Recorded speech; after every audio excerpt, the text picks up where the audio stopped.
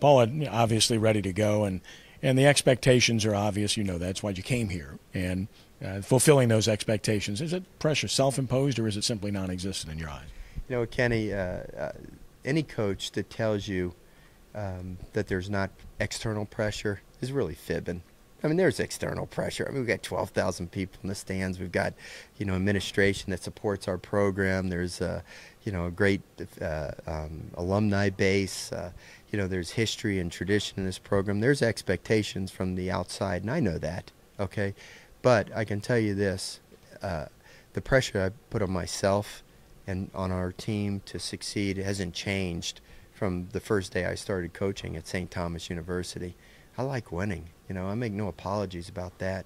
We're going to win within the rules. We're going to win doing it the right way. We're going to do it hopefully with good sportsmanship and respecting our opponents. And hopefully these kids will grow as men because of winning, because of learning what it takes to be successful. Okay, so it's a combination. Yeah, you put external pressure, I mean, you put internal pressure on yourself, but there's no denying the fact that there's also external pressure around here. But it doesn't scare me. You know, all you can do is do the best that you can. I'm a pretty confident person, and I want confident players. And I feel like, you know, if I recruit the right guys, if our staff recruits the right guys, we coach them the right way, there's no reason why we can't be successful when we go out there on the field. So I know, you know, we've had a tremendous year. We're 52-9. You know, that's a 56-game regular season schedule, and I mean, we play in the they're a blur to me, and 5 games in the SEC tournament.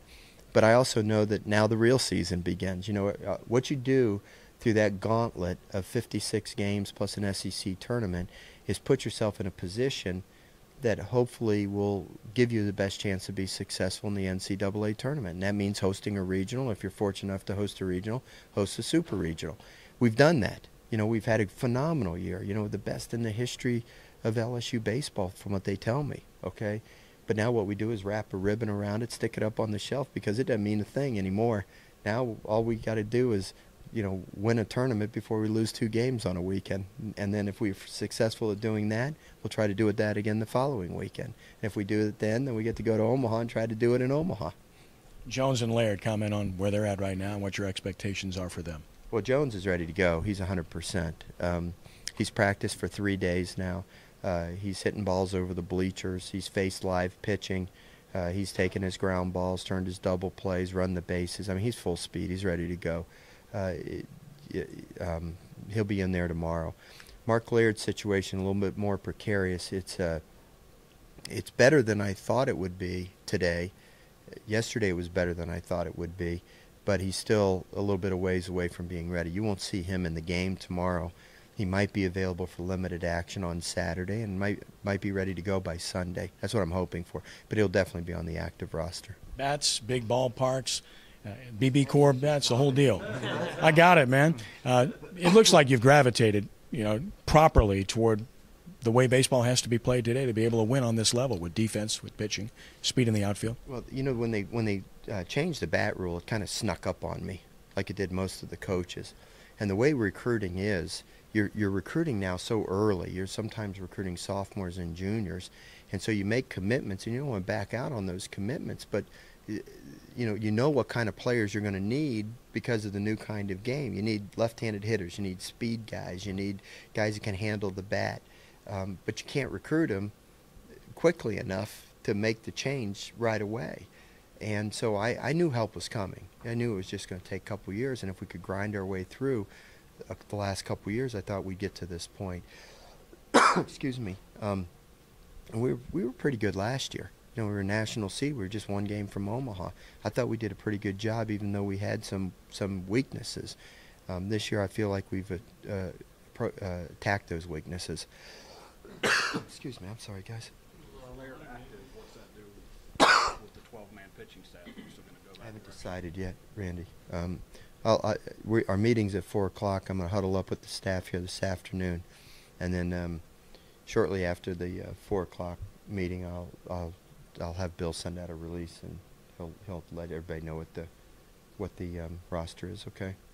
Coach, how long would you like Ryan-East to go tomorrow in terms of setting the tone for the weekend? Just how key games I'd like him to go a minimum of 9 innings tomorrow. How's that? That's speaking the truth. I'm just going to tell you, okay? That's why he's pitching tomorrow. He's pitching to win, and he's pitching to pitch really deep into the game. I hope he can go 9. We'll probably extend him more than what we've done all year. I mean, we probably let him go as many as 125 pitches tomorrow. I'd like him to go 9. Honestly, certainly a minimum of 7, because I want him to save our bullpen for the rest of the week. I hope we only play 3 games this weekend, but there's a chance you can play as many as 5 if you don't win the first 2 games. And in order for us to be able to successfully negotiate that, you got to have as many arms ready as you can have. So that's a big reason why Ryan Eads is pitching the first game. I hope he can go out there and dominate a game, give us the best chance to win, and pitch deep into the ball game. Coach, there's no doubt about the pitching talent that you have on this team, but almost every time you ask a guy about approach to the game, they always talk about their defense. Has that been a pivotal factor in their approach to the game? Maybe that they don't have to win the game on the mound, that they can relax a little bit and let their defense do what it does? No, that's a very good point, Steve, and I think it goes a little bit to even what the point Kenny brought up, you know. But I've always believed in defense, okay? But because the game was such an offensive game, sometimes you had to sacrifice defense at a couple of positions to make sure you had guys that could knock the ball out of the ballpark. And now that it's a different style of game, I don't think you have to sacrifice defense anywhere on the field.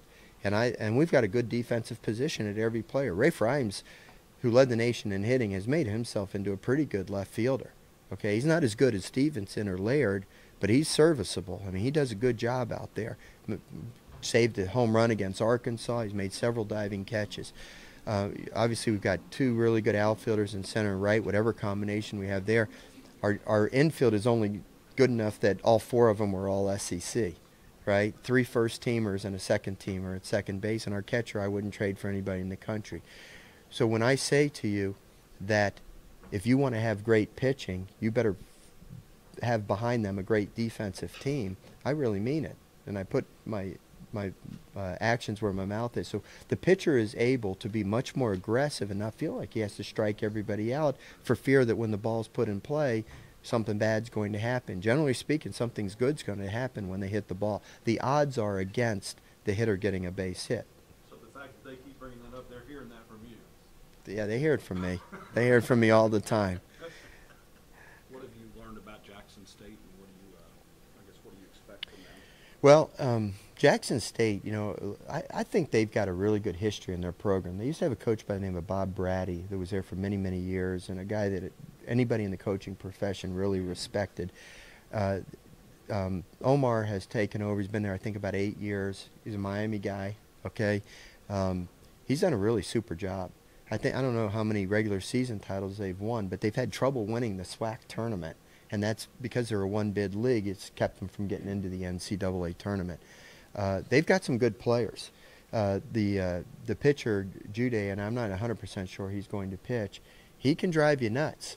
You know, back in '09, we faced a kid named Chase Richard from Southern, a left-handed off-speed guy, curveball, changeup. And I don't know if you remember, but game 1 of that regional, we were losing 2-1 in the 7th inning.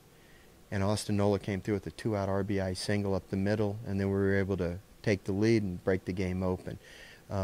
This kid is kind of a right-handed version of Chase Richard. So if we don't have a good approach tomorrow, if we don't try to hit the ball up the middle and opposite field, and we hit 15 fly ball outs to the center fielder, we're going to be in for a tremendous fight.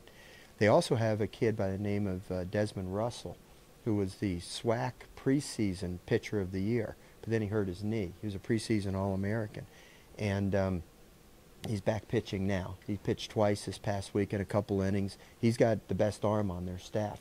So there's a chance he might even start, but I wouldn't be surprised that if he doesn't start and they feel they have a chance to win, that we don't see him at some point in the game. So believe me, we have all the respect in the world for Jackson State. We're going to have to play well to beat these guys. Coach, what are your thoughts of the other 2 teams in the regional, Louisiana Lafayette and St. Lucie State?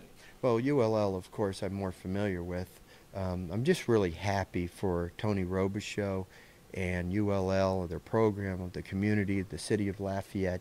you know, they've had a rich history of baseball there, and last year was a tough year for them. Things just didn't go their way. You know, it happens in this profession. I know Tony was a little frustrated, but he worked. He's put together a great staff. You know, their new hitting coach has made a huge difference. Anthony Babineau is a great coach. You know, they've got a really nice staff, and they got a good program. We went there to play them earlier this year, and I'm going to tell you truthfully, when I walked in, they were in the middle of batting practice, and my jaw dropped. They must have lost 100 balls in the time I was watching batting practice. It looked like a slow-pitch softball team, the way they were just whacking them over the trees and stuff. And I said to myself, my goodness, you know, can they take this to the game? But our pitcher that night just made a lot of great pitches. You know, they were pitching a guy down on their staff, you know, down in their depth chart. And we had a good night. But I don't think that has anything to do with this game this weekend. And we don't even know if we're going to play them. You know, they're not even on our schedule yet, okay? But you could see that they've got a really good team. They're an offensive-minded team. You know, Tony's son, Austin, is a really talented pitcher. He's legit, SEC caliber pitcher. So, you know, they've got a good team, but they're going to live and die with that offense, I can promise you. Sam Houston State has a very, very good coach by the name of David Pierce, who I almost hired here at LSU to be our pitching coach several years ago. He was at Rice, great reputation, developed a lot of those tremendous pitchers they've had through the years, Humber and remember the year they had the three studs, Neiman, and what was the third guy's name? Townsend, there you go. They had a lefty named Crowder. I mean, you know, they had Ardsma out of the bullpen. I mean, he coached all those guys, and I almost hired him here. And he's a great guy and a really excellent coach, and he got the head job at Sam Houston State last year. All he's done is won 2 regular season championships with the Southland Conference. So you know they're going to have a solid pitching staff. Their lineup looks like it's just very, you know, maybe not you know, dynamic, although they've got a couple of guys that can really hurt you. But, you know, just a really solid lineup. So, you know, teams come here because they earn their way here. This is not an invitational. They earn their way here. And you take somebody lightly in any tournament, they're gonna beat you. I think it's a very solid group of teams. With Mark not 100% coach, just the way Jared played last week, how important is that to have him kind of playing that good in the line this week? Well, I expect Jared to play good, but tomorrow, if we're facing the righty, Jared won't be in the lineup. McMullen will be in right field, and Tyler Moore will be the DH. You know, Jared's available if I need to use him, if I want to use him, and he'll be a good player. But that's the way we're going to go tomorrow. I don't know who will play the next day or who they'll pitch. If it's a lefty, Foster will be out there. You know, but if need be, we can pull Jared off the bench and he'll step in and impact the game. I'm really happy for Jared. I thought he played just phenomenal baseball. He did about everything you could do in a single ball game. Got a couple of big hits, stole a clutch base, made 2 tremendous plays. They even make a diving catch in that game, as well as throw the guy out at the plate, and scored the winning run. So yeah, it was a great game. But he's a great athlete and he's very capable. So it's good to have options. Let's put it that way. It's a little different than it was last year at this time. Curious to see how Alex Bregman does in his first I'm postseason. not curious. I expect that he's going to play great, Steve. You know, I think I'm anxious to see him play really well and lead this team, because that's what I very much expect him to do. I don't think that kid cares if it's an NCAA tournament or a pickup game in the parking lot. He's going to play the same way he always plays. He seems a little mad at himself for not producing more at the SEC tournament. He said he Yeah, he's always a dangerous guy when he's mad at himself. Sometimes I try to make him mad just to try to pique his interest a little bit more. Weren't you the quiet one over there? You covered it all. Jeez. You're in a slump like the last 2, 3 press conferences. You haven't asked a single question. Yeah, I did. Huh? I told you I'm pacing myself. It's a long weekend. You saving it for Omaha. That's right. Yeah. Steve, don't talk to me like that, Steve. See how you are? Knock What on that year? wood right there that you're next to. What year did you almost hire the coach? That's it, man. I don't remember. Was it when you first hired I'm him? not going to tell you. See how you are? That's what you do. You lay in the weeds and then you wait. You wait for those tough questions. If I would have wanted to tell you when, I would have told you when. Now you leave it open to speculation. Yeah, It's And gonna that's be why. even worse. And that's fun for you. Fuel the fire, man. Whose is this? Fuel the fire. Are you done with it?